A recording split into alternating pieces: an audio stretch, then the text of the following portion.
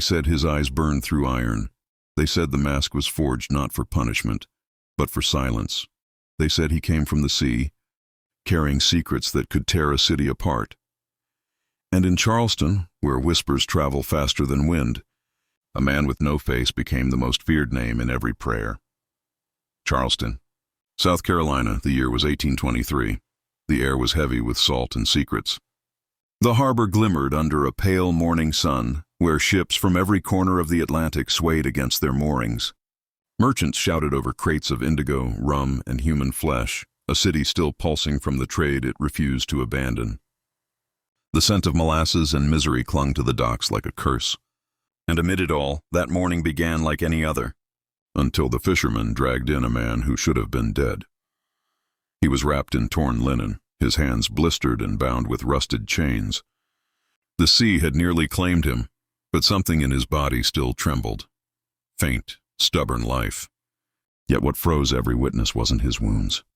It was the thing covering his face, a mask of solid iron, smooth, seamless, and bolted shut from behind. No mouth, no eyes visible, only two narrow slits that glinted in the light like the gaze of a dying god. Before we dive deeper into this disturbing story, make sure to hit that like button and subscribe for more hidden stories. And tell me in the comments, where in the world are you watching from and what time is it right now for you? I love seeing how far these untold truths reach. The fishermen, hardened men of the coast, didn't speak. One crossed himself, another muttered that they should throw him back. But the youngest among them, a boy named Samuel Hodge, knelt beside the stranger and felt the faint thud of a heartbeat beneath the ribs. He whispered, "He's alive." By noon, the story had already reached the city. In Charleston's taverns and market squares, people spoke of the Iron Man, a ghost, a prisoner, a cursed sailor. Some claimed he'd escaped from a Spanish galleon. Others swore he was part of a secret slave rebellion, punished by his own for betraying them. The truth, however, remained sealed behind that mask.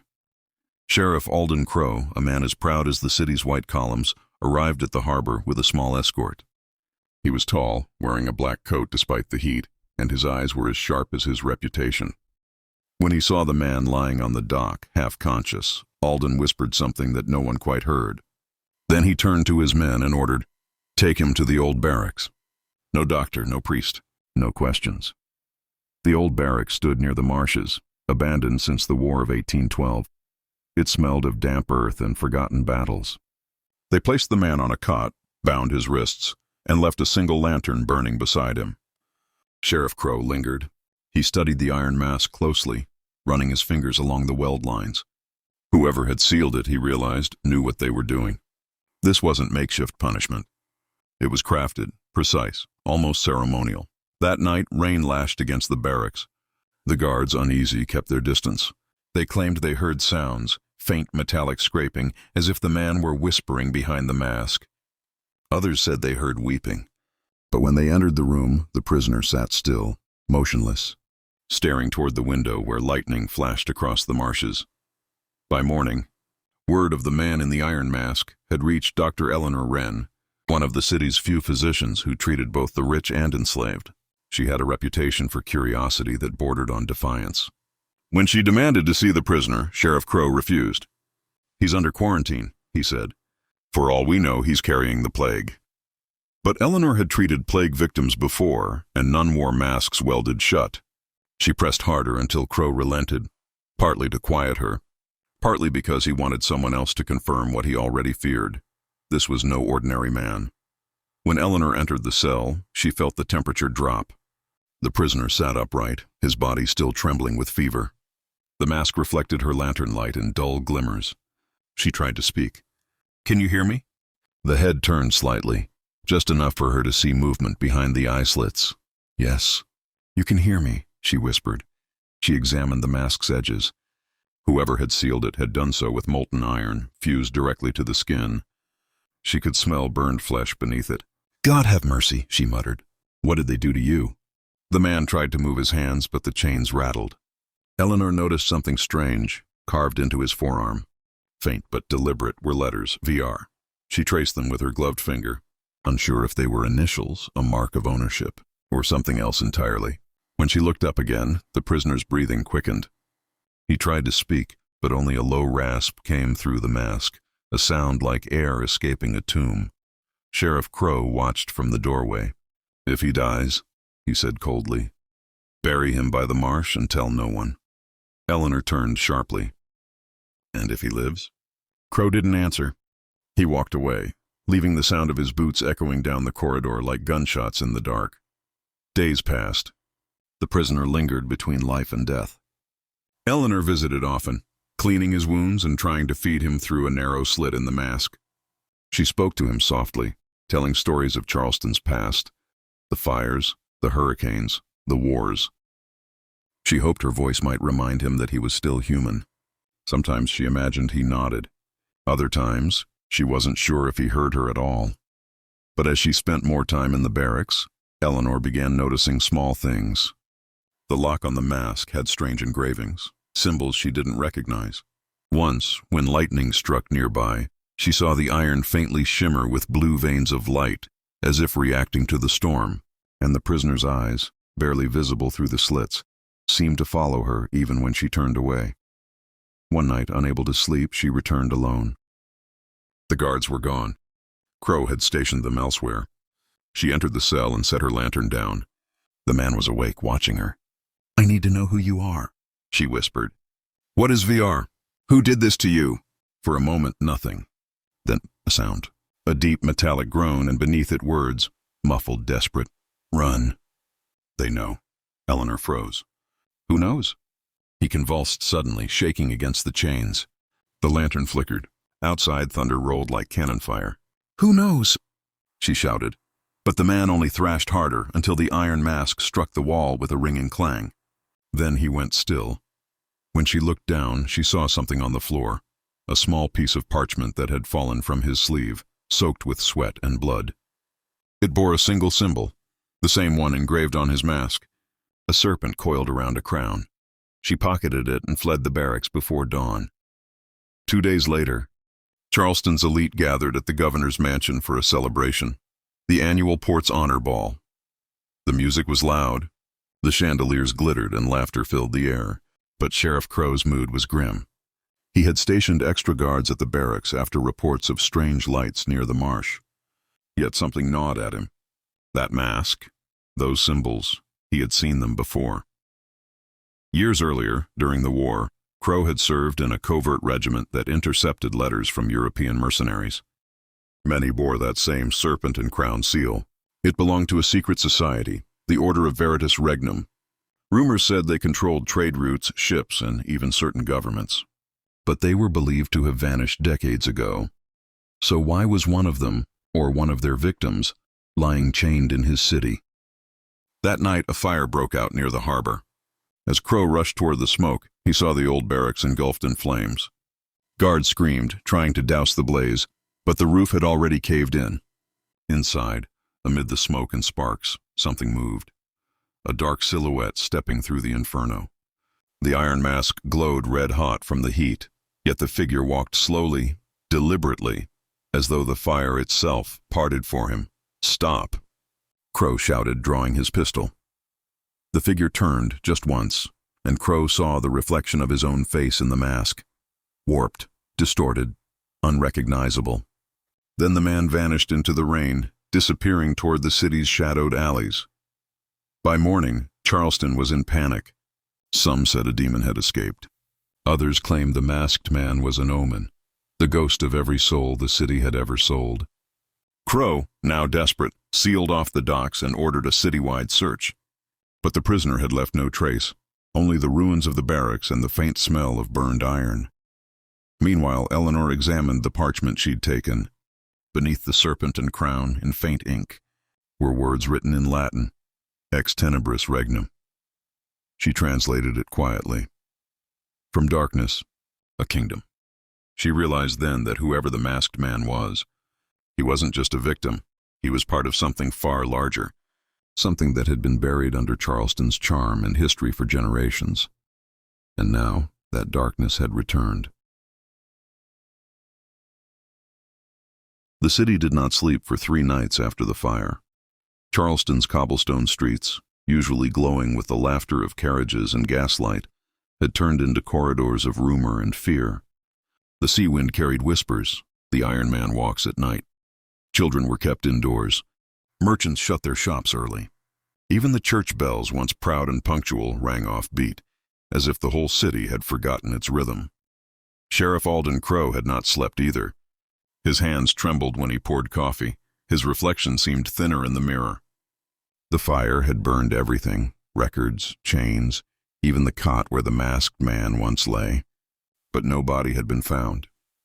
Nothing, not a trace of melted iron, nor bone, nor ash. It was as though the man had never existed. And yet, Crow could not forget that face of iron glowing in the firelight, the reflection of himself in it. At dawn, the sheriff visited the ruins again. The marsh was still smoking, and the air smelled of burnt oak and brine. A few charred beams jutted out of the water like blackened ribs. He crouched near the ashes, searching for anything that could explain what he saw. Then he found it. Half buried in mud was a small iron fragment, curved, smooth, part of the mask. But when he lifted it, he noticed faint etchings on the inside, a sequence of numbers. Not Roman numerals this time, but coordinates, latitude and longitude. Crow froze. Those numbers pointed not to land, but to the sea, to an area near the ruins of an old ship called the Mercy of Avalon, which had sunk 15 years ago. He remembered it well. It had been a merchant vessel disguised as a supply ship, but rumors swirled that it carried something, or someone, of importance for a secret European faction. The ship burned mysteriously off the coast, and every soul aboard perished, except one body that was never found. The body of a man listed as VR. Crow's hands shook. VR. Same letters branded on the prisoner's arm. Elsewhere across the city, Dr. Eleanor Wren was pacing her study like a haunted soul. On her desk lay the blood-stained parchment she'd taken from the man's sleeve, beside a stack of books on heraldry, secret societies, and maritime records. She'd barely eaten, barely spoken. Each night she heard it, the faint clang of metal echoing somewhere beyond her window, as though the mask was still alive and calling. When she finally found the match for the serpent and crown symbol, her candle nearly burned down to the table. It was the insignia of an organization once whispered about in colonial archives, the Order of Veritas Regnum. They had been active in the early 1700s, before Charleston's founding fathers even signed their first trade charters. They believed that humanity could be perfected through silence. Their initiates took vows never to speak again, sealing their identities behind masks of iron, gold, or bone. But their teachings were thought extinct. Their final recorded presence vanished after a rebellion aboard the Mercy of Avalon. Her pulse quickened. Could it be that the man from the sea was one of them? Or worse, someone who escaped them? As she pondered, there came a knock at her door. When she opened it, a boy stood there, breathless, holding a parcel wrapped in wet cloth. "From the docks, ma'am," he said. "They told me to bring it to you." "Who told you?" He hesitated. "A man, wearing a black coat. He said you'd understand." Eleanor unwrapped the cloth. Inside lay a rusted key, long, old-fashioned, engraved with the same serpent and crown. And tied around it, a note written in hurried, shaky ink. "You're not safe. The mask walks among the living. Find the crypt beneath St. Jude's before they do." The boy had already run off before she could ask another word. That evening, Charleston's rain returned, drenching the city in silver. Eleanor covered herself with a hooded cloak and made her way to St. Jude's Church, one of the oldest in the district, half sunk from years of flooding. The stained glass windows were cracked, the pews warped by humidity. The priest, Father Benoit, was said to be mute since birth. But when she entered, he looked up as though he'd been expecting her. Without a word, he pointed toward the back corridor. There, behind a row of memorial plaques, she found a stone hatch carved with Latin verses. Mortui loquuntur per silentium. The dead speak through silence. The key fit perfectly. The hatch groaned open, revealing stairs descending into darkness. Lantern in hand, she stepped down into the crypt. The smell of damp and rust filled her lungs. The chamber walls were lined with rows of coffins, each bearing the mark of the serpent and crown. But in the center of the room stood something stranger, an iron chair, bolted to the floor, surrounded by melted candles and chains. The metal shimmered faintly in her light. She could see remnants of dried blood beneath it. Then she noticed something else. A sound. Not footsteps. Breathing. She spun around. From the shadows, a figure stepped forward. A tall man in a tattered cloak. The lantern light caught his face and glimmered against iron. Her breath caught in her throat. "It's you," she whispered. The masked man did not move closer, but when he spoke, his voice came slow and hollow through the slits. "Not safe here." Eleanor took a step forward. "Who are you? What did they do to you?" The man raised a shaking hand and pointed to the iron chair. "Punishment. For betrayal." "Betrayal of who?" "The Order," he rasped. "I tried to destroy them, failed. They buried me in the sea." Her pulse raced. "You're from the Order of Veritas Regnum?" He nodded once. "I was their keeper of names. I knew every initiate, every secret. When I learned their plan, I tried to stop it." "What plan?" "Their kingdom. To silence the voices of the free, to turn men into obedient ghosts." Eleanor felt her skin crawl. "But the Order died centuries ago." "No," he whispered. "They live in Charleston's blood. The merchants, the judges, even the priest above us, the fire at the barracks, was not accident. They came for me again." Suddenly footsteps echoed from above. The church door slammed open. Voices, torches. Sheriff Crow's voice barked, "Dr. Wren! Step away from that chamber!" The masked man turned sharply toward her. "You told no one?" "I swear I didn't." He stepped back into the darkness. "Then they already found you." Before she could stop him, he vanished into a narrow tunnel behind the crypt wall. Crow and two officers burst into the chamber seconds later, guns drawn. Their eyes widened when they saw the iron chair, the symbols, the smell of death. Crow shouted, "Where is he?" Eleanor's hands trembled. "Gone. He was here. He said they're coming for us." Crow's face turned pale. "Then it's too late." Later that night, the two sat in Crow's office, drenched and silent. Rain hammered the shutters. The sheriff poured a glass of whiskey and stared at the map on the wall, the one marked with the coordinates he'd found. He finally spoke. 15 years ago, the Mercy of Avalon burned off our coast. I was a lieutenant then. We pulled fragments from the wreck. Inside one of them was a chest. We were told to deliver it to the governor's mansion and never speak of it again." "What was in it?" she asked. He hesitated. "Masks, dozens of them. Iron masks." Eleanor's stomach twisted. "And you obeyed?" "I was a soldier," he said grimly. "Obedience was all we knew." He traced a trembling finger over the map. "But now I see it. The Order never died. They simply changed faces. They became the city itself." The lantern flickered. Outside, thunder rumbled again, closer this time. Eleanor leaned forward. "Then the man in the mask isn't our enemy. He's trying to expose them." Crow nodded slowly. "Perhaps. But if the Order wants him silenced, they'll burn this city to find him." Suddenly a knock thundered through the door. Crow's hand went to his pistol. "Who is it?" No answer. Another knock, harder this time. He opened the door just an inch, enough to see a shadow in the rain. Something dropped to the floor, a small envelope sealed with wax. When he picked it up, his hand shook. The seal was the serpent and crown. Inside, a single message. "Return what was stolen, or Charleston burns again." And beneath the words, a signature burned into the paper. "Var." Crow looked at Eleanor in horror. "But he's the one wearing the mask," she whispered. "How could he send this?" Crow's jaw tightened. "Unless there are two." By midnight, thunder rolled like war drums. The city's lamps flickered out one by one. Somewhere near the docks, a ship's bell tolled 3 times, though no ship was due to arrive.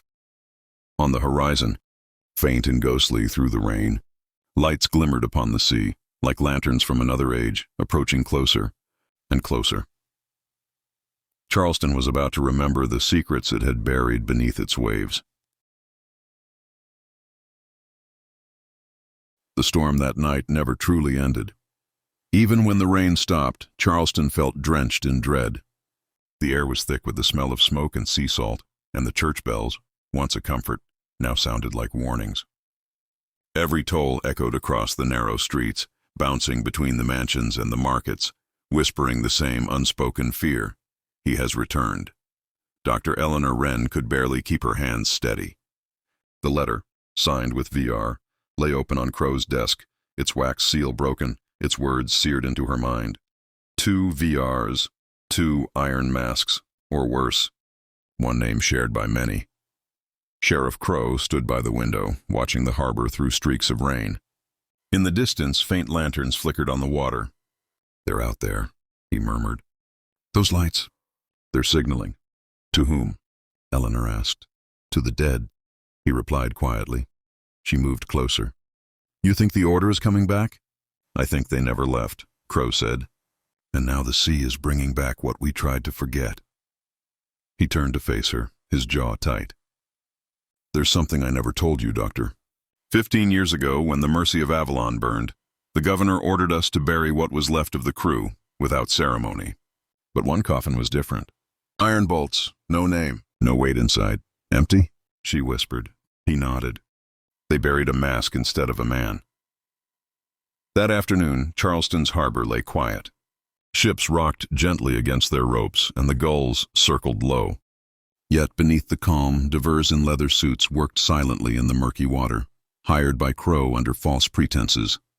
They were searching the site of the old wreck, guided by the coordinates carved inside the iron fragment. When one diver surfaced, gasping, he held something small, a rusted locket. Crow pried it open carefully. Inside, under cracked glass, was a drawing, a woman with soft eyes, and beside her the initials E.W. Eleanor froze. "That's—" "My initials." Crow turned toward her, stunned. "You said your family's from Charleston, yes? Since before the war?" "Yes. My grandmother was an English nurse who came here in 1802. Her name was Eliza Wren." Crow exhaled slowly. "Then I think your family's history is tangled in this more than you realize." That night, she searched her family journals. Most were dull: births, deaths, land deeds. But tucked between yellowed pages, she found one entry written in a trembling hand. August 1803. They came again. The men in the iron masks said they served the order, said my silence was owed, but I will not give them the child. The ink bled from water stains, but the meaning was clear. Eleanor's grandmother had known them, and she had hidden something, or someone, from them. Meanwhile, far beyond the city walls, deep in the marshlands, something stirred. A small cabin stood by the ruins of an old lighthouse, half swallowed by vines and mud. Inside, a candle flickered beside a man seated in shadow, the iron mask gleaming faintly in the flame. But this was not the same mask Eleanor had seen beneath the church.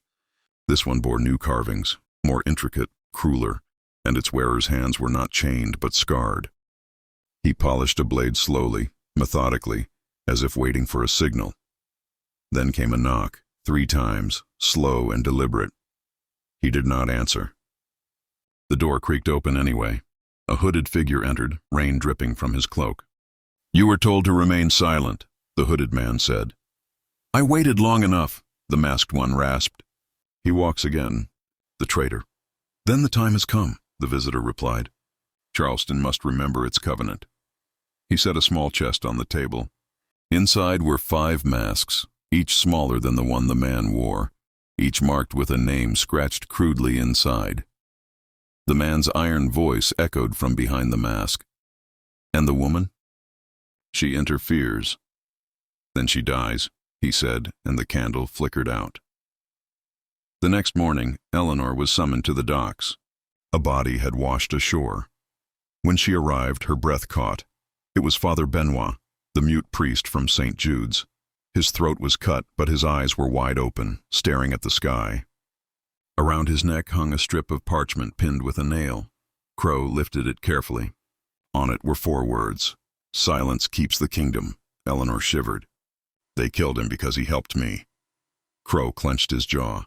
"Then they'll come for us next." He turned to one of his men. "Tell every patrol to watch the marshes. If anyone sees a man in an iron mask, they shoot on sight." But deep down, he knew, bullets wouldn't stop what was coming. That evening, Eleanor sat in her home reading by candlelight, when she heard a faint metallic sound, a scrape against the window. She froze. Then slowly, she turned. The window pane glimmered, and behind it, two dark slits stared back. The Iron Mask. Her scream caught in her throat. The mask moved closer, the rain cascading over it. Then, through the thin glass, came a muffled whisper. "Don't trust Crow." She blinked in shock. What? But before she could open the window, lightning flashed, and he was gone. All that remained was a handprint of wet iron on the glass. Heart pounding, she grabbed her lantern and coat, running into the street. The rain had eased, leaving a misty silence over Charleston. She followed the muddy footprints through narrow alleys until they disappeared near the governor's mansion. She crouched beside the fence and froze. Inside the courtyard, under torchlight, she saw Sheriff Crow. He was speaking to a man in a black cloak. She recognized the gesture, the tilt of the head, the serpent and crown medallion gleaming beneath the hood. The order. Crow handed the man something, a small box. She strained her eyes. The lid opened, and even from a distance she saw it, another mask. Eleanor gasped softly. Crow looked around suddenly as if sensing her. She ducked behind the fence, trembling. So the masked man had been right. Crow was working with them. The following morning, Crow arrived at her home, calm as ever. "You look tired," he said. "Rough night?" Eleanor met his gaze, forcing her voice steady. "I could ask the same of you." He smiled faintly. "We found something last night. A ship offshore, anchored where no ship should be. We're boarding it tonight. I need your help." She nodded slowly. "Of course," but inside her mind raced. "He's leading me into a trap." That night, the two of them rowed by carriage to the edge of the harbor. The ship loomed like a black cathedral upon the water. No flags, no name, just a row of dim lanterns swaying in the fog. Crow's men lit torches as they climbed aboard. The deck was empty, silent, and yet it smelled of rust and blood. Eleanor followed behind, her hand trembling near her hidden knife. "Where is everyone?" she whispered. Crow didn't answer. He led her below deck into a long corridor lined with iron doors. Behind each one, something moved. Slow, deliberate breathing. She peered through a slit and nearly screamed. Behind the door was a person, face covered in an iron mask, chained to the wall. Their eyes stared blankly through the slits, alive but empty. "What is this?" she whispered. Crow's voice came low. "The order's vault of silence." He turned toward her. "They wanted me to bring you here. You're the last name on their list." Eleanor stepped back, heart pounding. "Why me?" "Because your grandmother stole something from them," he said. "The last piece of their scripture, the one that could destroy them. And they think you have it." He drew his pistol, aiming at her chest. "But I don't," she whispered. "I know," he said. "But they don't care." A faint clang echoed from behind. Both turned. At the far end of the corridor, a door burst open. Smoke poured out. Through it stepped the other man in the iron mask, the one who'd saved her in the crypt. "Run!" he shouted, voice muffled through the metal. Crow fired. The bullet ricocheted off the iron. The masked man charged, slamming him into the wall. The gun clattered across the floor. Eleanor grabbed it and fired, not at the mask, but at the ceiling lanterns. The corridor exploded in light and flame. Crow screamed, shielding his face as the fire spread. The masked man grabbed her wrist. "The ship's rigged. Go!" They ran up the stairs as explosions thundered below. The deck split apart, the masts collapsing into the sea. As they leapt into the water, the ship's hull erupted in a storm of fire and smoke. Hours later, Eleanor awoke on the shore, coughing seawater. The masked man lay beside her, motionless. "Please," she whispered, rolling him over.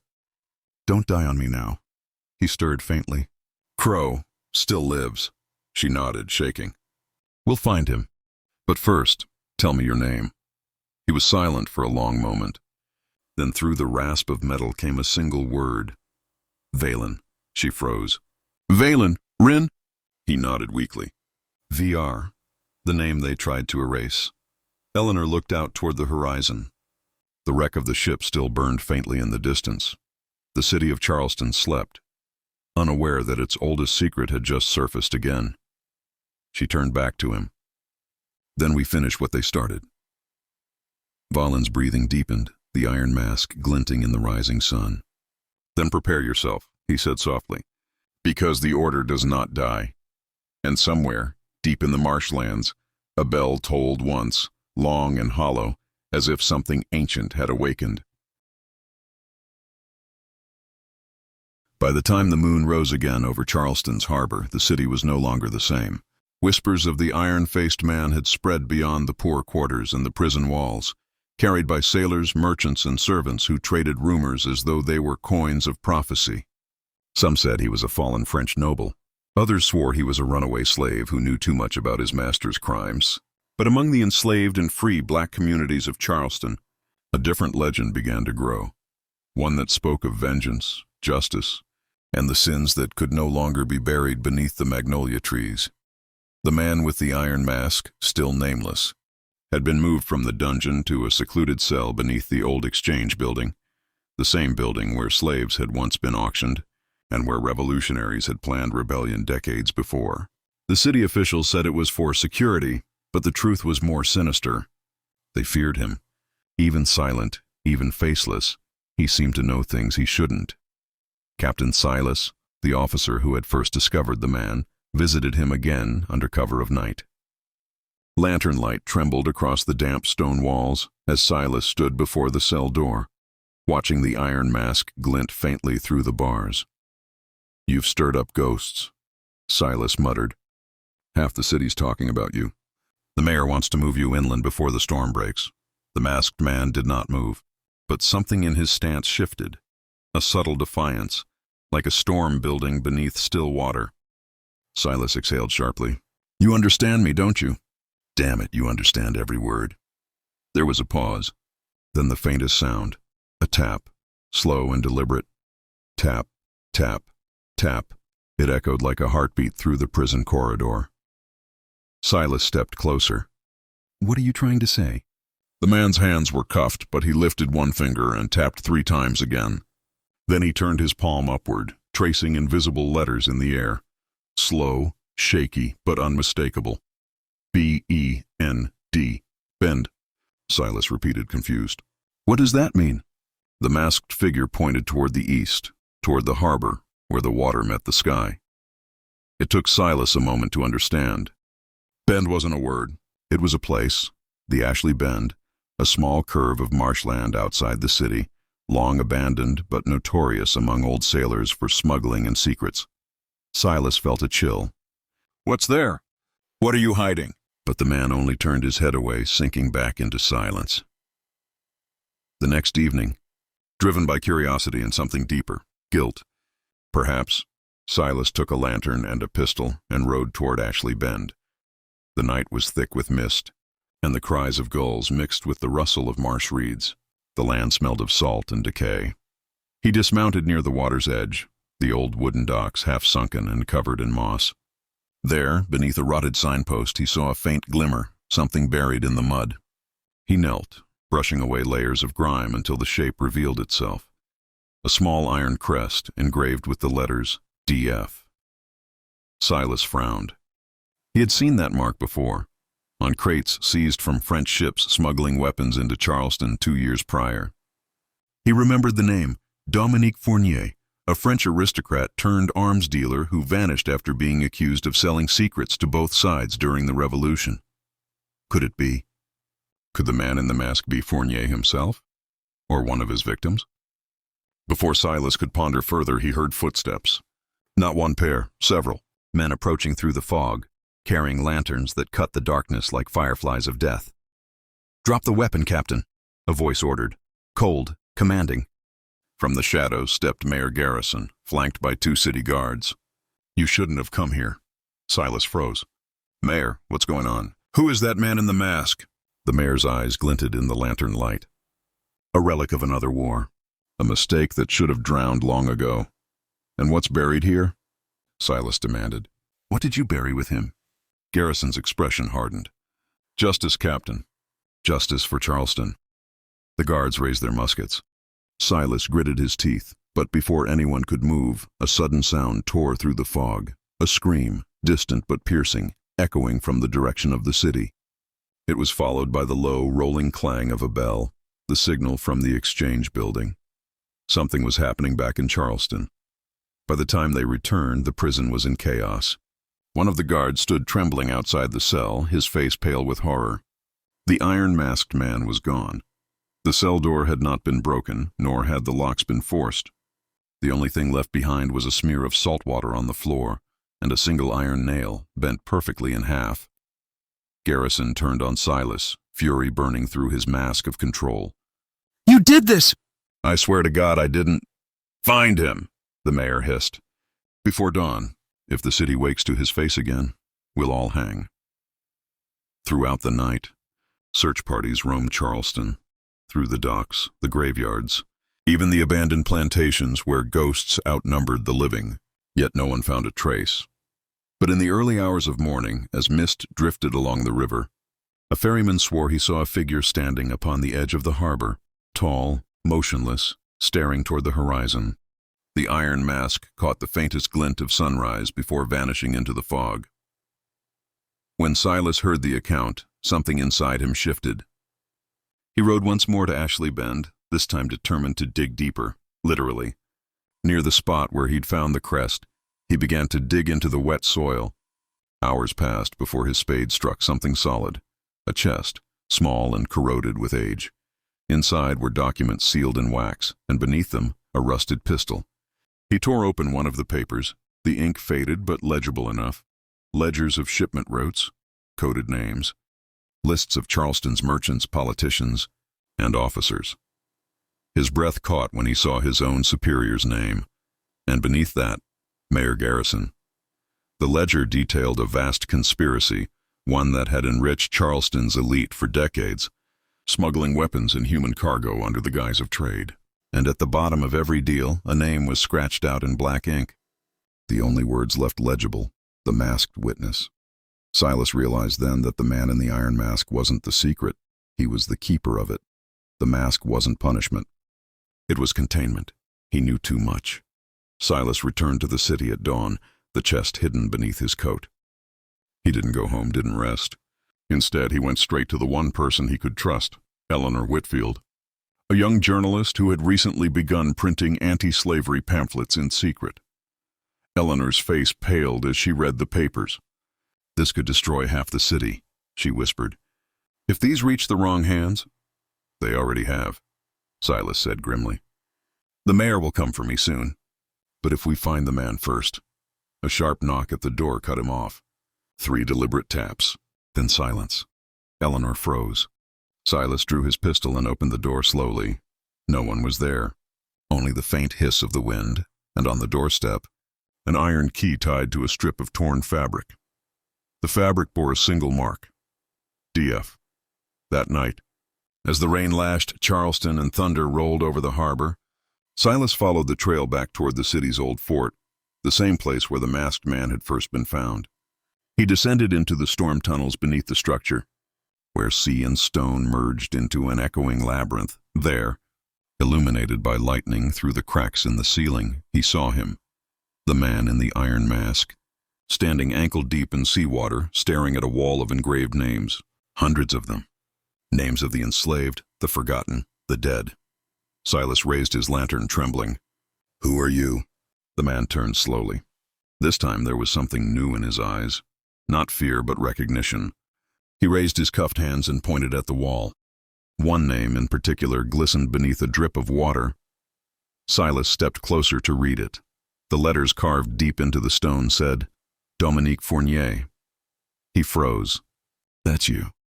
The man shook his head slowly, then pointed again, higher, to another name carved just above it, Garrison. In that instant, everything clicked. Fournier had not been the traitor. He had been the scapegoat. The mayor had stolen his identity, his fortune, and his face, sealing the real Fournier behind an iron mask to erase the truth forever. But somehow Fournier had survived. And now, after decades, he had returned to unmask Charleston's sins. Before Silas could speak, a gunshot rang out. The lantern shattered. Garrison's voice echoed through the tunnels. "You should have stayed out of this, Captain." Silas fell back, the pistol knocked from his hand. The iron-masked man stood motionless, rainwater cascading down his face of steel. Then, with impossible strength, he tore the chains from his wrists. The echo of iron meeting stone filled the chamber. Lightning flashed again, and in that instant, Silas saw him lunge. The two men collided, Garrison firing wildly, the sound swallowed by thunder. When the light faded, the mayor was gone. The masked man, too. Only Silas remained, gasping, drenched in blood and seawater, the echoes of struggle still vibrating through the tunnels. Then, from the darkness came one final sound, a clanging, hollow and distant like metal striking stone. It faded slowly until only the rhythm of waves remained. At sunrise, the townspeople awoke to find the mayor's mansion empty. The harbor guards claimed they saw two figures vanish into the storm, one dragging the other toward the sea. The papers Silas and Eleanor uncovered disappeared soon after, burned, stolen or hidden by unknown hands. But some nights, when the fog rolls thick across the water, sailors still swear they see a lone figure standing by the edge of Fort Sumter, his iron mask reflecting the pale dawn, staring endlessly toward the horizon, as though waiting for justice that never came. And somewhere beneath Charleston streets, the sound of a slow, deliberate tapping can still be heard. Tap, tap, tap. The signal of a man whose truth was buried, but never silenced. The morning after the storm, Charleston was unnaturally still. The waves that had once lashed the harbor now whispered softly against the ruined docks, as though the sea itself was exhausted from what it had swallowed. Every street carried the scent of salt and smoke. The iron fences gleamed wet under the pale light, and the church bells that usually sang the city awake remained silent. Captain Silas stood at the edge of the pier, staring into the gray horizon. His uniform was torn, his hands were wrapped in bandages, and his eyes were hollow. The mayor's mansion was in ashes. The exchange building had been sealed off by soldiers. And somewhere beneath the city, a man in an iron mask had vanished, perhaps for the last time. He wasn't sure what haunted him more, the secrets that had been buried or the truth that still lived, whispering like ghosts through Charleston's history. 2 days later, Eleanor Whitfield appeared at Silas's door. Her dress was soaked from the rain, her face pale but resolute. Without a word, she handed him an envelope. The wax seal was cracked, the paper damp and yellowed. "It was left on my desk," she said. No one saw who delivered it. Silas opened it slowly. Inside was a single page, the handwriting elegant, foreign, and unmistakably old. Justice is not a flame that dies in the rain. It lives in the embers we hide, in the hands that dare to uncover them. The mask is not my prison. It is my promise. Find the others. They still wear theirs, though theirs are made of gold. D.F. Silas looked up. He's alive. Eleanor nodded faintly. Or his ghost knows how to write. They both fell silent as thunder rumbled once more over the harbor. Somewhere, deep in the city's tunnels, a faint metallic sound echoed, a reminder that Charleston's sins had not been washed away, only momentarily drowned. That night, Silas and Eleanor met in secret with one of the city's last honest judges, an elderly man named Samuel Clark. His candlelit study smelled of old books and fear. Silas spread the soggy documents across the table, the ledgers, the coded names, the evidence of a network that stretched far beyond Charleston. These papers could expose every man who's profited from blood, Silas said. Judge Clark shook his head gravely. Then every man in power will come for you. I've already been hunted, Silas replied. The difference now is that I know why. Eleanor spoke quietly. If we print this, Charleston will burn. Then let it burn, Silas said. Let it burn until there's nothing left to hide behind. The judge sighed, then leaned forward, his old eyes hardening. Then we must do what they never expect. He tapped the table twice, thinking.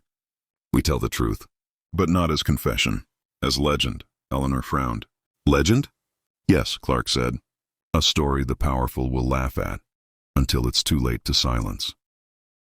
And so, that very week, an anonymous pamphlet began to circulate in Charleston's marketplaces, in taverns, and even aboard ships. Its title was simple, The Iron Mask of Charleston. It told the tale of a nameless prisoner who wore a mask to conceal the truth, of a city built on secrets, and of the sea that would one day reclaim its sins. Most who read it thought it was fiction. But for those who lived in the shadow of the Exchange building, the words hit too close to home. Within a month, 2 councilmen resigned. A merchant ship linked to the mayor's estate was seized offshore, and a dozen names vanished quietly from Charleston's social circles. And somewhere, someone kept tapping. Months passed.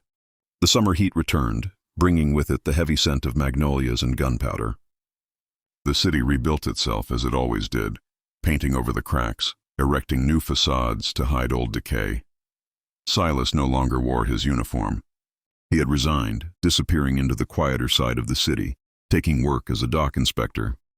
But even there he heard the whispers, stories of a masked figure seen at night near the old tunnels, leaving tokens on the graves of the forgotten. One evening, Eleanor found him sitting by the water's edge, staring at the place where the tide met the ruins of Fort Sumter. The air shimmered with humidity. "He's still out there, isn't he?" she asked softly. Silas didn't answer. Instead, he reached into his coat pocket and pulled out something small and rusted, the bent iron nail that had been left in the cell the night the prisoner vanished. He turned it between his fingers, watching the way the fading light caught its curve. "He wanted me to find this," Silas said. "To understand." "Understand what?" "That the mask wasn't made of iron," Silas murmured. "Not really. It was made of silence, and every one of us in this city wears a piece of it." Eleanor looked out across the water, her reflection trembling beside his. "Then maybe it's time someone tore it off." Silas smiled faintly. Maybe that's what he wanted all along. That night, Eleanor returned to her printing press. For hours, the small wooden machine clattered in the dark, spitting out pages inked with truth disguised as story.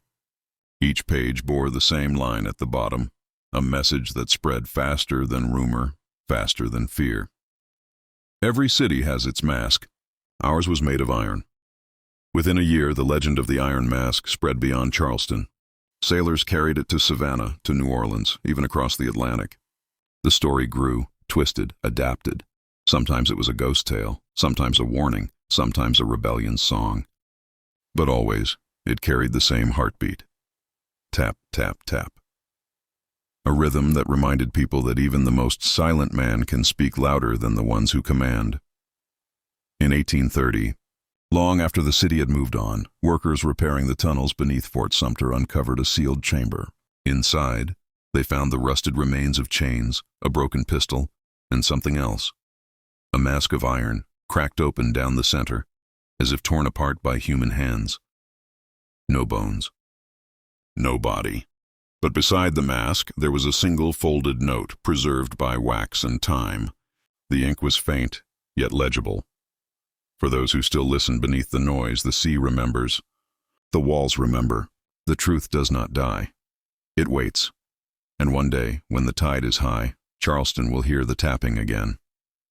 DF. The workers brought the mask to the surface, but by nightfall, it was gone. Some said it was stolen. Others claimed it sank back into the sea on its own. Only Silas, now old and gray, believed he knew the truth. He would often sit by the harbor with his pipe, staring out at the horizon. When asked what he was looking for, he'd simply reply, "A promise." And every now and then, when the fog was thick and the bells were silent, he'd hear it, faint, but real. Tap, tap, tap, and he'd smile. Centuries later, Charleston tourists still whisper about the legend. Some claim to have seen the outline of a man standing on the seawall at dusk, his face glinting as though covered in steel. Others swear that on stormy nights, if you stand near the old Exchange building and press your ear to the stone, you can hear it, the slow, steady rhythm that once haunted a city built on secrets, a story that refused to stay buried, a man who refused to be silenced, and a mask that was never truly iron. Only the reflection of every lie Charleston ever told itself. If you love the darkness, stay with us. Subscribe before the lights go out.